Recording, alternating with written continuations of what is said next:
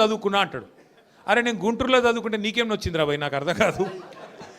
అప్పుడు ఆంధ్రప్రదేశ్ కలిసి ఉండే, నేను గుంటూరులో చదువుకున్నా, మళ్ళీ హైదరాబాద్లో చదువుకున్నా, పూనాలో చదువుకున్నా, అమెరికాలో చదువుకున్నా, నేను ప్రపంచం అంతా చదువుకున్నా.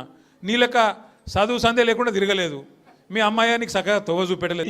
తెలంగాణ ప్రజలు నీకు సిగ్గు చెప్పినాక కూడా, చెప్పుతోటి కొట్టినా కూడా నీకు సిగ్గు లేకుండా ఉద్దేశపూర్వకంగా ముఖ్యమంత్రి గారి పైన నోటికి వచ్చినట్టు మాట్లాడుతున్నావు. నిజంగా నీకు మీ అయ్యకి సిగ్గు శరం ఉంటే, తెలంగాణ ప్రజల పట్ల చిత్తశుద్ధి ఉంటే, 10 ఏళ్ళు మీరు పరిపాలించినప్పుడు తెలంగాణ రాష్ట్రానికి ఏం చేసిర్రో అది చెప్పకపోగా మీరు చెయ్యని పనులు ఈ రోజు ముఖ్యమంత్రి గారు చేస్తుంటే అది జీర్ణించుకోలేక, తట్టుకోలేక ముఖ్యమంత్రి గారిని ఉద్దేశించి దూషిస్తున్నావు.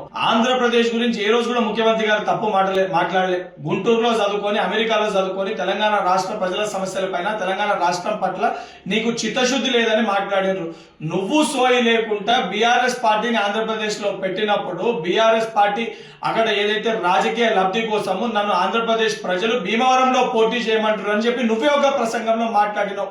ఈ రోజు సిగ్గు లేకుండా ముఖ్యమంత్రి గారి వ్యక్తిగత జీవితం గురించి, ముఖ్యమంత్రి గారి యొక్క చరిత్ర గురించి మాట్లాడుతున్న నీది మీ అయ్య చరిత్ర ఏంద్రా నాయన?